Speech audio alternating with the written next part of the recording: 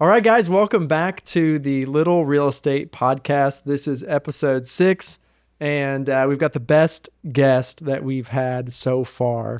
That's that's definitely true, right, Uncle Jim? Now, how did the other guests feel about that? Well, they're not here now, so Doesn't matter. we'll have to get their feedback. But in all seriousness, I am super excited to get to sit down with you and talk about your story, the lessons you've learned in business.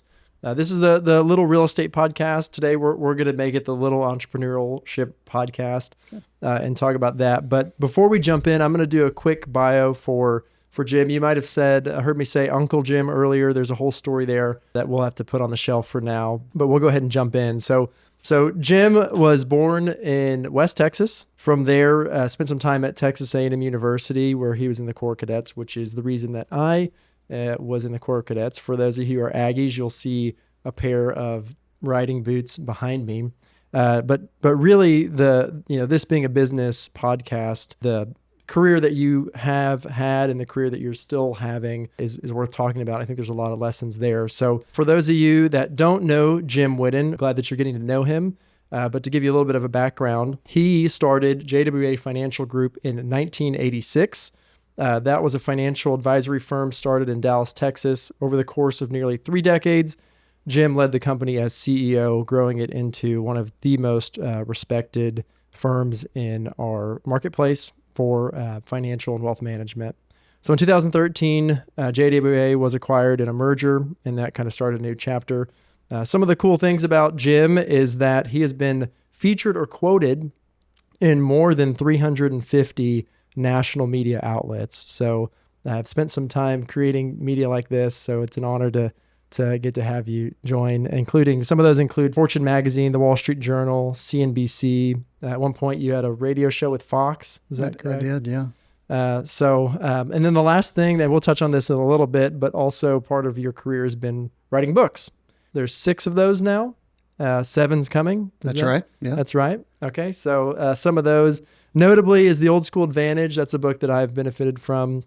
If you haven't read The Old School Advantage, you can definitely would love to do that. You can find it on Amazon. Of course. You can find Amazon. You can find anything on Amazon. You can, yes. If you couldn't find it on Amazon, that'd be more surprising. Old School Advantage, Evidence Wealth, which you brought with you today. We'll talk about that here in a little bit. But you've done a lot in your career. And so I just wanted to kick off the conversation by asking this question. In all the things that you've done, whether it's been starting a business, running a business, selling a business, writing books, I left this out earlier, but professor now at Texas A&M in the financial planning program. What, looking back, has been the most meaningful thing that you've gotten to work on in your career? Well, that's a big question. It's a good question. Maybe interestingly, I would answer that by saying it hasn't been my career itself. All right. So I think a lot of folks come out of college with the idea that they're going to really make a name for themselves with their career. I had the same feeling when I was, a young man, a little younger than you are now. But as life comes at you and you discover things, you come to realize that the career and the company and that success, which I was very blessed to have, is not the main thing. I think what happened was that I had an opportunity because of my career. It put me in a position where I could do some things that were more meaningful than my career. And I think the first thing that falls into that category, maybe 25 years after I had started my career, was the opportunity to take a step back, entertain a merger, which, as you mentioned, I did. And then that to free up some time for me to start writing. I'd written a couple of investment books for career purposes, obviously. But it gave me an opportunity to step back and say, what can I do for my kids and for my grandkids that I never knew I would have? I've got 7 of them now in the last 2 years. I kind of count yours too, maybe. Yeah. So we've got 9 if you wanted to count yours. But in terms of, I wanted to do something that would leave a meaningful legacy for my kids and my grandkids. And I say that without really including the aspect of a financial legacy, which is certainly something you can leave, and we help clients do that all the time, and I've been doing that for 40 years. But the idea for me was to write a book that would be here after I'm gone, that would allow them to make their way in this culture. Hmm. And at the time I started thinking about that, when I sold my company back in the mid-teens, I guess, 15, 16, 17, I thought to myself, I want to write something because the culture seemed at that time in particular, and it still is, to be encroaching on the values that I was raised with and on the values I wanted to raise my kids with, and hopefully that they could pass on then to their children. And so I wrote a book called The Old School Advantage. The old school, it's kind of like there's no school like the old school, right? So that's kind of where that came from. And I just wanted to go back and hearken back to those things that I had learned as a kid, as my good parents had taught me. And I just wanted to, to memorialize those so that they would be there beyond my time. Hopefully, those books will be around where our kids can, my children and grandchildren can benefit from it. So I would say that's a really long answer to your question, but the most significant thing I've done, I think, is to try and leave a legacy in that regard. Yeah. Versus other ways to leave legacies. That's really interesting. Yeah. That you go there, because I think a lot of people in the business space and in my world listening to this podcast would love to hear about, well, how does a merger work, and what is it like to sell a company, and to by many accounts have made it. That's where a lot of people want to land, and it sounds like you did all of those things. Let me ask you this though. So throughout that whole process, and we'll talk about this more in a minute, but you start a company. Obviously, when you start it, you have no idea what's going to happen with it. Yeah. And it turns out it goes well, and then it comes time to find an off-ramp. When you were going into that, did you feel like, hey, was it ever a little bit of like chasing the carrot of like, oh, if I could just make this thing a little more successful, or did you always have this mindset of, this really isn't the main thing that matters in life, and I'm going to focus on that at some point? There was a period of time, I would like to think, looking back, that I always had some sort of balance in my life. Probably a third party could look at me and deny that was the case at times. Sure. Right? That I was a little too ambitious, or was too much in my work, and, because that's a temptation. And I know that I did that at times for periods of time. But I think, from a business point of view, what you want to do to maintain that balance is to understand that one can lead to the other. So if we want to back up and talk about business for a moment, when I started, I was in a referral-based business just like you are, and probably many of the people that will watch this podcast. And so you want to quit about every other week when you start if you're in a referral-based business. This is the second week of the month. That's right. So next week I'm due to. So it's very difficult. The key to success in any referral-based business is to just persevere. If you can just last, you will be successful. It's an inevitability. If you will just hang in there. All right, let's cut the podcast there. Yeah, I think that's what everybody needs. Yeah. So it's World Series time when we're filming this. The first game, I think, is in a few days. Right. And I love baseball. I don't think you can go a day in life. In fact, I'm going to challenge your listeners. I want you to go one day of life in America without using or hearing a baseball term. Okay. Give me some examples. That guy's out in left field. I really struck out there. We need to hire that guy. He's a big hitter. Okay. All right. So, I mean, you can't do it. You can't go in baseball culture. Yeah, you can't go a day. But one of my favorites is just keep the ball in play. Right. Just put the ball in play. Right. That's what business success is all about. Just put the ball in play. All right. Because if you'll put the ball in play, you never know what's going to happen. Any one conversation in your life can completely change the trajectory of your career and the trajectory of your life. And if this podcast were just about that, I'm pretty sure you could tell me some of those conversations that completely changed the trajectory of your life. Absolutely. Right. And so success in business, and I think in life too, but since we're talking about business, what I found was that it's all about just keeping the ball in play, just persevering. Quitting is not an option. Okay. Changing course could be an option. That doesn't mean you can't stop a career and start another one. Okay. Sure. That's not the same as quitting. But really, if you're dedicated and you love what you do and this is what you want to do with your life from a career standpoint, it's just a matter of perseverance. Nobody gets there without help. Nobody comes upon great success without major help. Nobody does it on their own. If they act like they do, then they're lying to you. Okay. In my case, my entire career was propelled to great success the weekend of Hurricane Katrina. Really? Yes. So you can look back and point at the calendar and say, I'm sitting in the original Pancake House as we speak right now, remembering the moment when my career was made. Okay.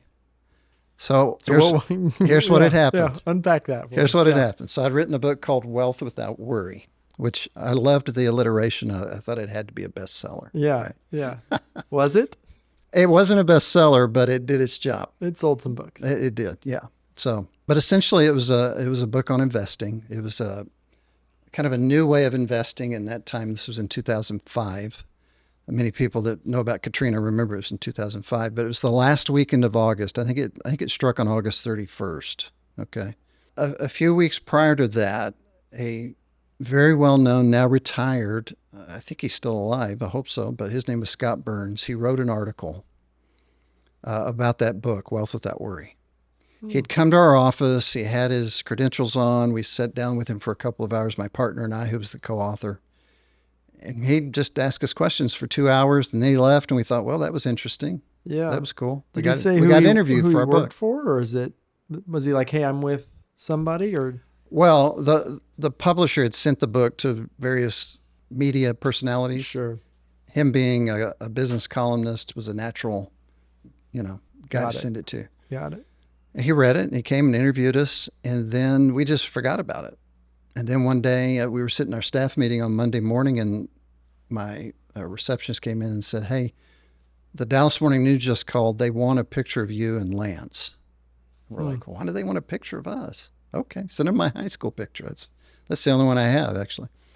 Well, anyway, we sent him a picture, teasing aside. And on Saturday morning, the night after Katrina hit, the Dallas Morning News, which was about that thick back in those days, because it was the Sunday edition that came out on Saturday because it was coupon day. Oh, yeah. I mean, this is long before internet, long before social media, right? TikTok. Yeah, right.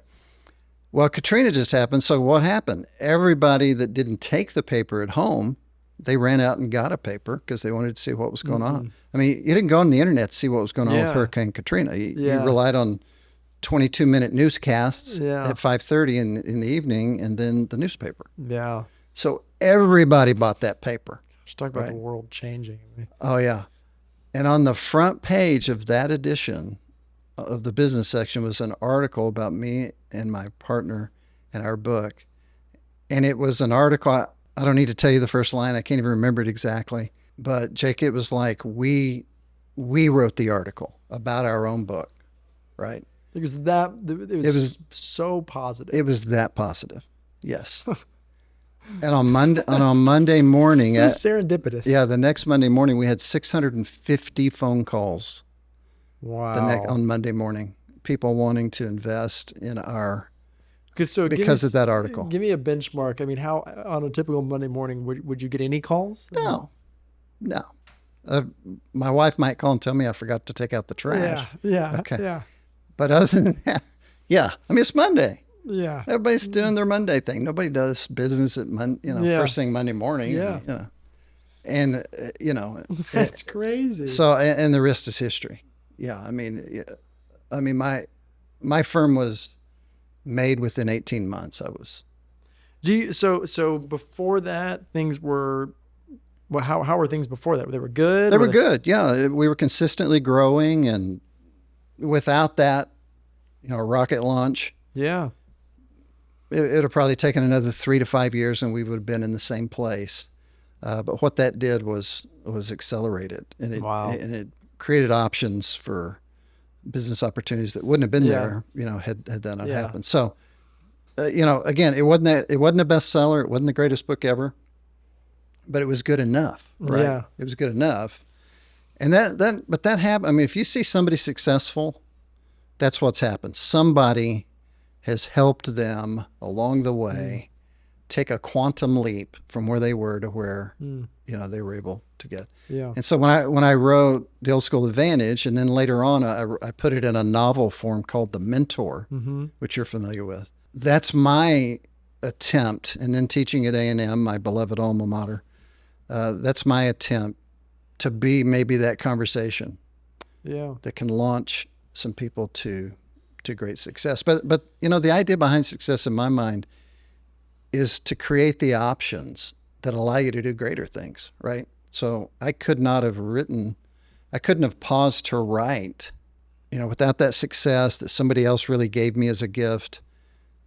And then the opportunity to do a merger, which bought me a schedule that allowed me to write, because that's a very all-encompassing kind of thing to write a book. Your career should be a means to a greater end. So, I guess is my attitude. To double click on this point here about someone impacting your life in a really significant way. Do you feel like, so let's say you're listening to this and you're, that has not happened for you yet. Yeah, right. Is that something that you can go out there and find, or or do you think it's just something that happens? Right. Or because in your case, I mean, I guess you put the ball in play by writing the book, to use there you go, use a baseball analogy. You. Yes. There, you're done for the day. That's right. I've done. Yeah. It was really a grand slam. We could so let's see how many baseball puns. We could use a lot. Let's not bore the audience with that. Yeah. Yeah. Nothing. That'd be more boring than a 7th inning stretch. So, yeah. That's me. Corny dad joke there. No. So is that something though, like that? Younger people. I guess what I'm really getting at is, if you're younger and you're looking to have, and I'm kind of transitioning into more of the mentorship conversation, which I know is something you're very passionate about. But as a younger person, do you think that you need to be looking for that, or do you think how do you find a mentor? Should you find a mentor? What does that look like? Do you think? You certainly can find a mentor, and you should find a mentor, at least one. In terms of finding a mentor, let me just back up and say there's really 3 things that are going to propel you to a place in your career. Again, let's work under the premise for just a moment. The reason you want success in your career is not so you can be, the next Elon Musk. Okay. If that's your attitude, I probably don't want to be your friend. I mean, just, to be frank, I'm not looking for those kinds of people. Sure. Do we need them? Do they serve a purpose? Yeah, I think so for society, but I don't want to be one of those people, and I don't want to associate with those people. Yeah. I want people that want to be successful because they know by having a certain level of success, they can move on to do greater things with their lives than just having career success. Yeah, sure. Does that make sense? Sure. Yeah. Yeah. No, it's not just about money. I mean, I think I'll just say the M word. Yeah. Yeah.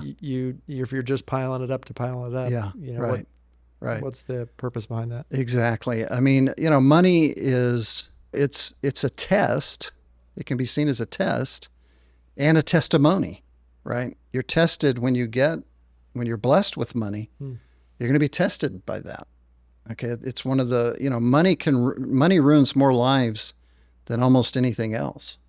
Either the lack of it and chasing after it and being that singular focus on just that, or getting so much of it, particularly if you get so much of it so quickly. Yeah.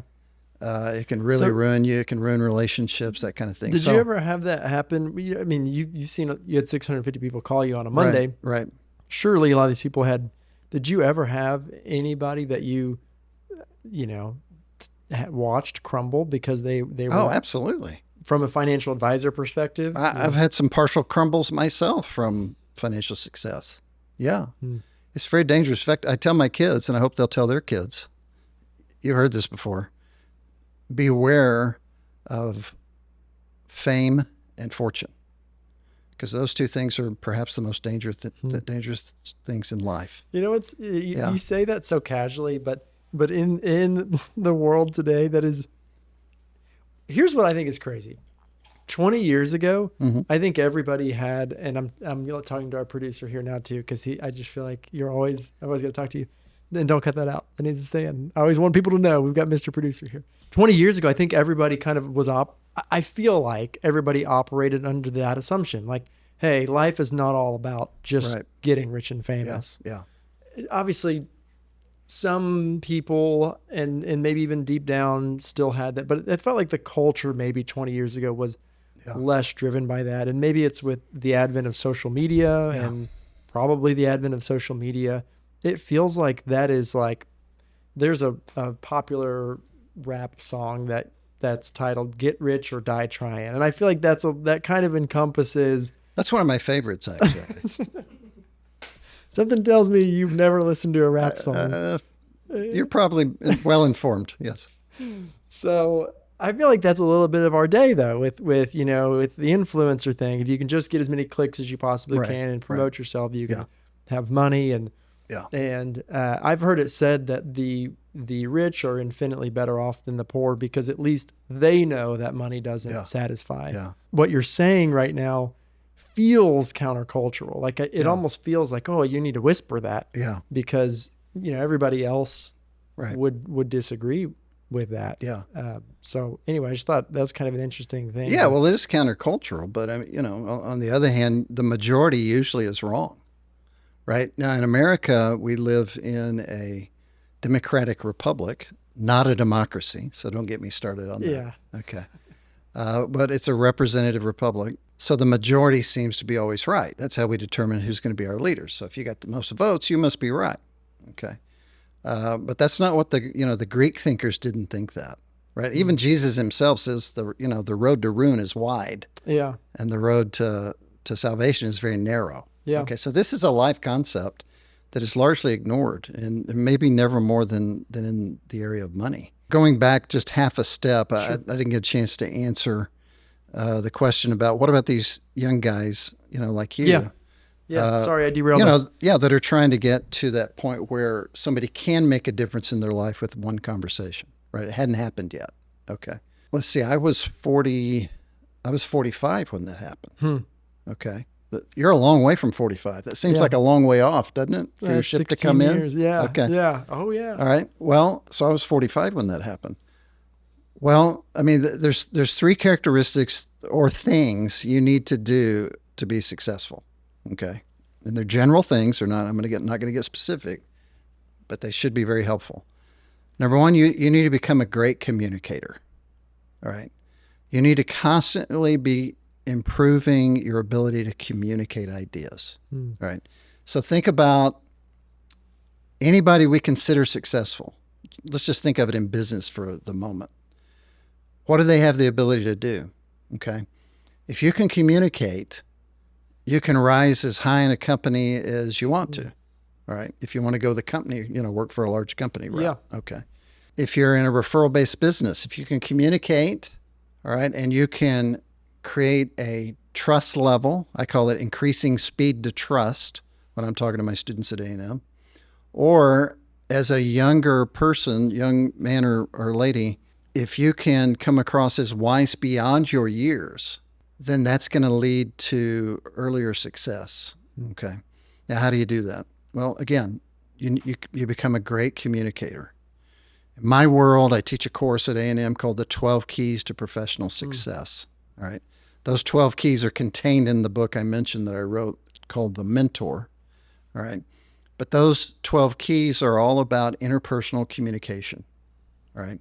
Whether it's how to write a handwritten note or how to ask questions, what words to use, what words not to use in conversations, things like that. So you become an aficionado, an expert at communicating. Mm-hmm. That's number one. And the earlier you can do that in your life, the more impressive it's going to be, and it adds years to your experience. All right. You can't do anything about your experience in terms of the calendar, the day you were born. Sure. But you can do something about your experience in terms of seeking out rich opportunities to gain experience by surrounding yourself with people, which comes to the second thing that you need to do, and that is to be coachable, which goes to having a mentor, right? Finding a mentor that can coach you. When we talk to people about investments, there's people out there that think, oh, I can go to Chat GPT or I Yeah. can AI or I can do it myself. I've been Sure. reading a book, you know. Well, that's great, but you can never detach yourself emotionally Yeah. from your own money, Yeah. okay, like a coach can. And so we tell people, even Tiger Woods needs a coach, Mm. right? The greatest golfer in all of history Yeah. always had a coach. Now, sometimes he fired his coach, Sure. occasionally, all right, not that often.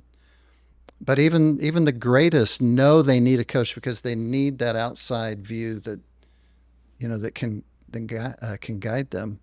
And then the last one is you have to love to learn. You have to be a lifelong learner, and that means read. Okay, and that's not something your generation loves to do. Mm. I know you do, and that's one big reason why you're on such a path to success. But most people in this generation, because of the internet, because of social media, and the ease with which information can come from a deck Yeah. of cards size machine. Yeah. But talking about this. I am, yeah. Unless, see, here's the difference. The things you get on the machine are not vetted. Okay.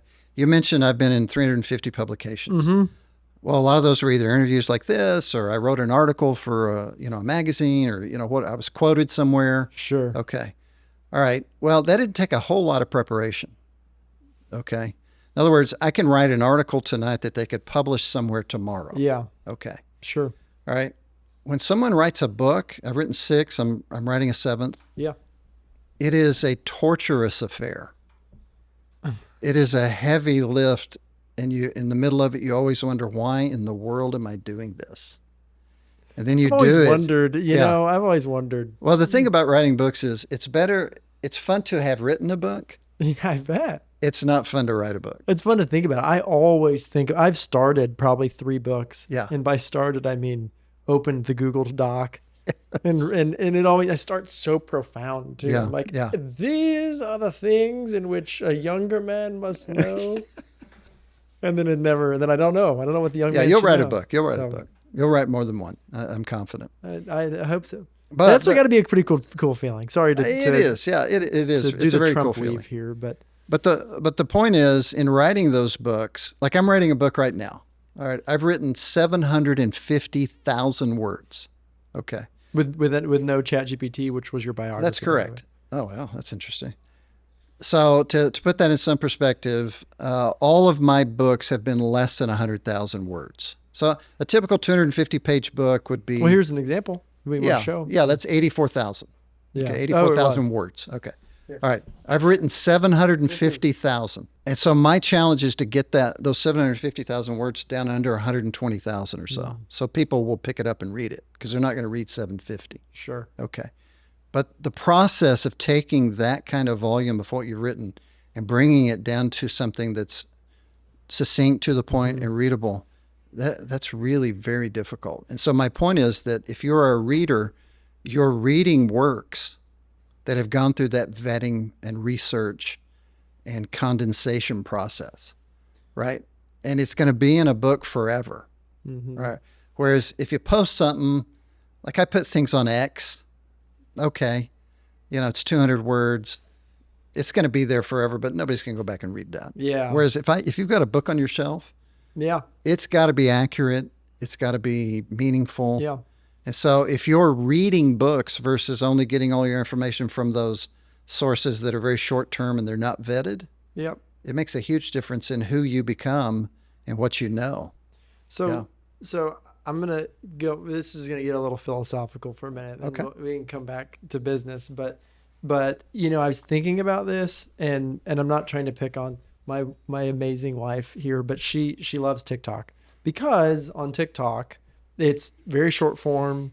It's extremely practical and helpful. So Yes. it's things like, if you have a 6-month-old, it's like, did you know if you sit your baby Yeah. like this, he'll stop crying? Or if you, with your 2-year-old, when he throws a tantrum, if you do this, then, so it's all this like really practical, like, which isn't bad in Right. and of itself. But what I think people end up missing is the depth and direction that Right. comes from the things that are more philosophical. So Right. you mentioned the Greeks earlier, our founding fathers too, were not just about tips and tricks on how to get your wig on. Could you imagine that? George Washington, he's making a TikTok, my wig. Yeah. Hey, Martha, can you look this up? Google. Yes. Like those weren't the things they were interested in. They talked, the things they interested in were much more deeper in things of meaning. And I think now people look to tips and tricks and hacks to find meaning. And that's why when guys our age, we call it doom scrolling. I don't know if you know that term. I'm very familiar with both the practice and the term. Yeah, you're a big Twitter guy. You've doom scrolled some. I know that because I'll get texts at 6 a.m. from Twitter. Yeah, you do. From you. Or even the younger generation calls it rotting. Did you know that? Because they're just rotting. Their minds are rotting away. Literally. They'll be like, I got to go rot. That's two some. terms I've learned from you today. That's good. Yeah, we had an intern this past summer, and I got on Instagram, and he walks in, and he just casually goes, are you doing some rot? I love that. So it's like they totally get it. I'm going to use that. But I think like my point is like you can't really find meaning or direction for your life in a 7-second video. Right. And so that's where I think like people now are more depressed than ever, more anxious than ever, is because you get on the social media and you're looking for these things. And the problem is while you're doing it, it does feel like you're like, oh, okay, well maybe if I sleep a little better, I'll feel better. Maybe if I eat a little better, the health and wellness movement is so big right now. But I think, and I'll wrap this up here and then want to hear your take on it. But I think it's all a postmodern, post-truth society where people now, and just to unveil it a little bit, like without an eternal perspective. Yeah. If you think like life ends and it just ends here, which is becoming the prevailing and already cultural undertone, is that it ends at the end. Right. The tips and the tricks are the only things that matter because it's like you got to milk the 70 years you have. But that's the first time we as a society have ever believed that. For 250 years prior, it was just understood. Even in the past 50 years, it's been woven into our culture that, right is right. Like you should treat people the right way. Even if you put the faith aspect on the shelf, I think. But I think we are now getting to the point where people are like, you know what? There is no God. When you die, and the tips and the tricks are the only thing that matter. But the result is not happier, more fulfilled people. It's the opposite. So I just kind of went all over the map on that. You kind of triggered me there. Now let me explore that a little more from my perspective. Yeah, so I'm not a get off my lawn kind of guy when it comes to social media. I am on social media. I doom scroll or rot or whatever you want to call it now, every morning and every night before bed.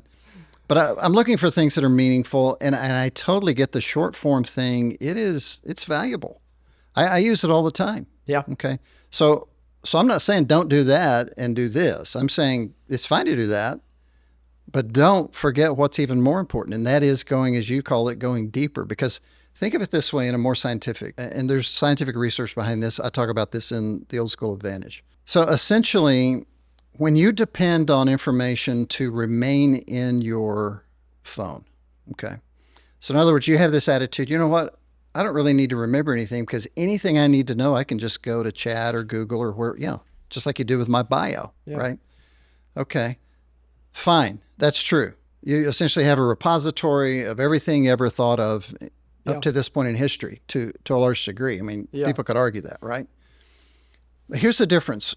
When you take something in and you put it in your bed of knowledge, okay? In other words, it goes in your brain. You're reading about it in a book, for example, that's been vetted, as we talked about earlier. And now you're bringing that into your own mind, all right?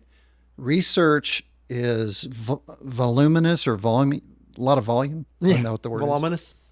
There you go. You said it. I tried to say tangential on my last podcast. Yeah. Horrible. Yeah. Be away from those. Stay away from those words. Yeah. But anyway, when you have that depository, maybe is a better way to. You've read 100 books this year. Crazy number. Some people do that. I did that one time. You read 100 books. It's 2 books a week, isn't it? It is. Yeah. But what happens is that you now have all this information from which you can draw to create. Okay. If it's in that phone, It's not available for you Hmm. to use and piece together to create new ideas. Yeah. Okay. And so that's why there's even research that shows this idea that there's a lot fewer ideas happening right now than there used to. Okay. Because of that phenomenon. All right. So if you can communicate, if you're coachable, i.e. you find a mentor that can coach you Sure. at any age. I've got mentors at my age, certainly. And then if you can be a lifelong learner, in other words, you can be a reader, right? And I tell my students at A&M, if you read one book a month that you don't have to, on various topics, some of it can be investing, business, Mm-hmm. a novel, self-improvement, whatever it might be. If you'll read one book a month that you don't have to, it guarantees your success, your career success. You think that? I absolutely know that. Guaranteed. Yeah. If you read two a month, you're going to be a C-level executive or you're going to own your own business. That's how important reading is. And Okay, so and think about this now. To read 2 books a month, you know how many minutes a day that takes you? probably as much as I doom scroll and rot. 25 minutes a day. Yeah, for sure. You can read 2 books a month. 25 minutes a day.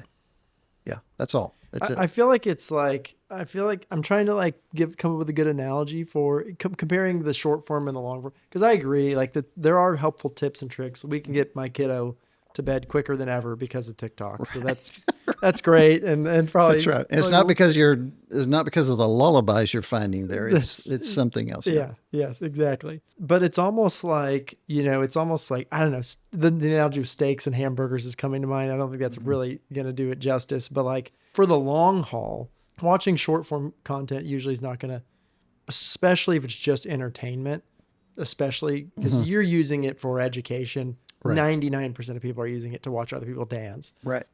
So Yeah. in fairness, I get it.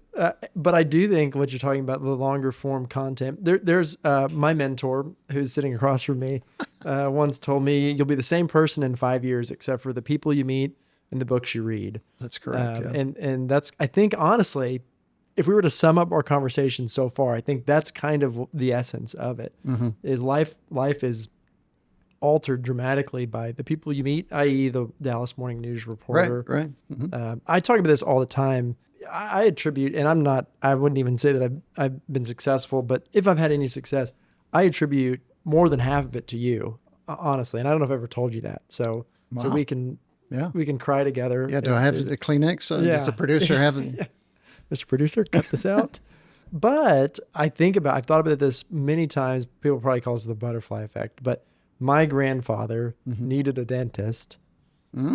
And That's right. fast forward 30 years plus. Yeah. Here we are. And here we are. Yeah. No, I mean, so one of the books I want to write, and maybe I'm going to be motivated to do it because I'm about to tell you and the whole world about it. It's called The Dot Game. Okay. Do you know what the dot game is? Is where you tell me where you connect the lines and it creates a picture? So like a grid of 100 dots, and you get to make the first line. We flip a coin. You won. You make the first line. I make the second. But eventually, the whole thing it speeds up, right? And I've kind of half written a book. I've got the 40 things you learn from the dot game, and they all have to do with business, and it's so crazy. Like, it starts out slow. You have this isn't going to work. What am I doing? Wasting my time drawing this first line. I mean, look at all the dots out there I got to connect, But then at the end of your career, you think, wow, you look back. In fact, Steve Jobs was famous for this. He said, the only way you can really assess your success is to look backwards and connect the dots. That's what he said in his autobiography, right? And he wasn't a spiritual man that I'm familiar with. I don't think he had a Christian faith. But that's very Christian-oriented, that concept, providential things that happen. We have a role. I believe God, moves things around for those that are following him. Yeah. Was it the man plans in his heart and the Lord directs his steps? Yeah, right. Yeah. Or there's another one, man plans and God laughs. That's not Yeah. I don't think that's in the Bible, but It's quoted often, yeah. right? It's No, certainly been true for yeah, me. but seriously, but anyway, it's connecting the dots, and that means, I mean, there's a book. One of the books we have them read is called "Never Eat Alone," right? Hmm. With the idea that if you can go to lunch with somebody, that's way better than going to lunch on your own, Yep. because now because you got a relationship that you're either nurturing or, you're starting, Building. Yeah. right? And so those relationships, if people will recognize encounters for what they are. In your case, you talked about your grandfather going to the dentist, who was my late wife. And then, that set off a chain reaction of relationships. And, we're sitting here today Yeah. because of that, right? But that's a lot of water under the bridge. But you just don't know what's going to happen unless you understand, the capabilities that are present in those kinds of encounters. Well, I've right? got to imagine that we've talked kind of about like one of the themes of our conversation has been financial success. And you can talk about this in a second because I do want to talk about evidence wealth, but the difference between financial legacy and wisdom legacy or life legacy Right, or right. just kind of that there's more than just making money. Yeah. And so I've got to imagine, like in your shoes, looking back and having gotten to play a role of impacting other people throughout your life has got to be. I mean, at your stage in life, like, sorry to be crass, but like, what does $10,000 do? Like, who really Right. cares? But like, Yeah. looking back and being able to say, like, I actually got to play a part in somebody else's story has got to Yeah. be pretty darn cool. Yeah. Yeah. And I'm 65, by the way. You can go ahead and say that, just so listeners will have that perspective. Yeah. So just getting started, really. Yeah. Yeah. Oh, yeah. Exactly. In I mean, a lot of ways. I can't remember which German composer. I know it's not Beethoven, but one of them was like 80 before he wrote his first symphony. Yeah. A name you would know, but it slips my mind at the moment. There's you talk about legacy and financial versus other legacy. There's a passage, I can't remember if it's in Psalms or Proverbs, but it says, a wise man leaves an inheritance for his children's children. All right. So we would call those grandchildren. Yep. Okay. But that's not a financial legacy. It can include that, but in the original language of Scripture, that verse was written in Hebrew, it didn't mean just financial. Mm. It was in the context of that passage of wisdom. So in other words, a wise man leaves an inheritance for his children's children. In other words, he leaves a legacy that he knows will be passed not only to his children, Yeah. but they will then pass it to their children if he doesn't get a chance, give a chance, right? And so I think, somebody my age, I would tell other people my age that's really what you need to be looking for and thinking about, because, it won't really matter. You're going to, if you have the benefit of leaving a lot of money to your family, some of those family members are going to go out and blow it as soon as they get it. Yeah. Right. And so what good did that, and Yeah. it could ruin them. If you leave them too much, it could ruin them. I Right. think the interesting thing is you're an authority on this topic because you're a financial advisor. So Right. you're not just saying that tritely. I mean, that's Right. something you've probably seen. Right. Yeah. Oh, absolutely. I've seen it dozens of times. Yeah. Absolutely. Okay, so I want to bring us out of the depths because we've got to be getting close to an hour here. And I know we've all got things to do, but I do want to talk about really quickly what are you doing now? Tell us about Evidence Wealth, All right. your role there, what Evidence Wealth aims to do, and if people are interested in Okay.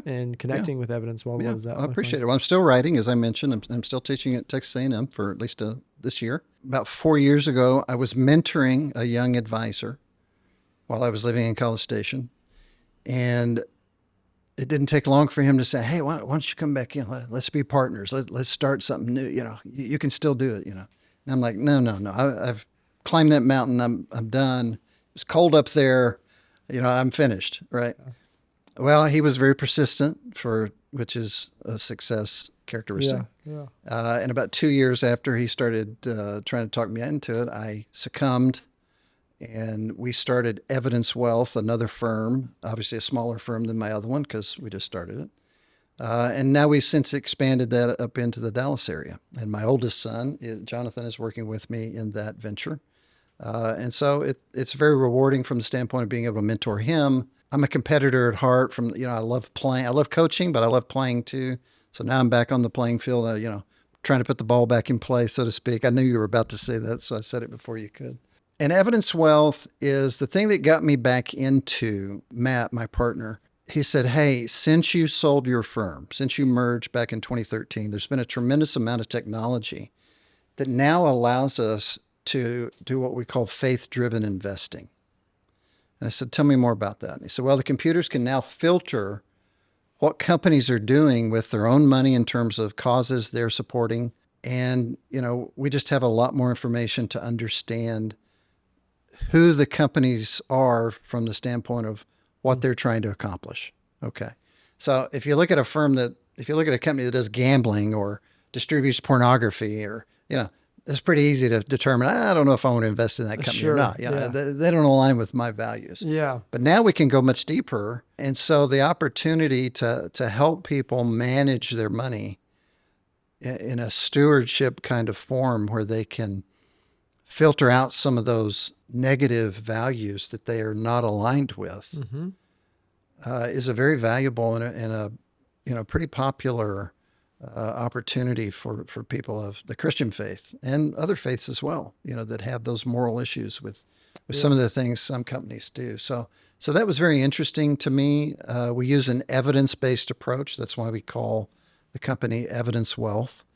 There's 3 big mistakes that investors make, and they almost all make them. They're over-concentrated in their portfolio, which means they don't have enough diversification, right? And I just use a short story of, you work in the real estate area, as a mortgage guy. Well, I don't know if you've done any mortgages in Florida. I'm assuming not. Maybe you have. Okay. You're a Texas guy. Well, in Florida, the average wind speed is 9 miles an hour. Okay. All right.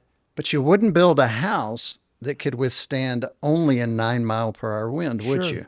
Okay. No, not in Florida. You would build a house that could withstand 120 or 130-mile-an-hour wind. Why? Because there are storms that blow in Florida, right? So we look at our portfolios the same way. We want to build portfolios that could withstand a storm, an economic storm, okay? But it wouldn't crumble, it wouldn't break down. Yeah. And then back over time, it's going to be fine. There's only been one time since the Great Depression where the market went down 4 years in a row. Most people think was that? It was 1929 to 1932, those 4 years. 29, 30, 31, 32. Since then, it's gone down 3 years in a row twice, and otherwise, 3 out of 4 years it goes up. Is that just because capitalism works? Exactly. That's exactly. Here's a T-ball. And that's what, thank you. And that's what the book is about. But to shorten this, they're overconcentrated, or they're terrible with the tax aspect of their portfolio. They pay way too much taxes, or they panic. And when the market does go down, they panic and they get out. They jump off the ledge. Yeah. And that's where they need a coach. They need somebody that's emotionally unattached to their money so that they can say, look, don't do that. Right. I have a buddy who is absolutely in that last category where, the S&P 500's up 1 billion% in the past 5 years. Right. And 5 years ago, it was, felt like it was up 1 billion% then. And so he's like, man, it's coming down. He pulls it all out. Yeah. And then 5 years later, it's up literally like over 100%. Right. I think it's I don't know what it is exactly, but it's up a lot. Yeah. And it's like, dude, I put this into ChatGPT. I was like, let's say you put your money back in the market today, and let's say you just have had left it in when you took it out. Right. What's the difference by the time you're 65?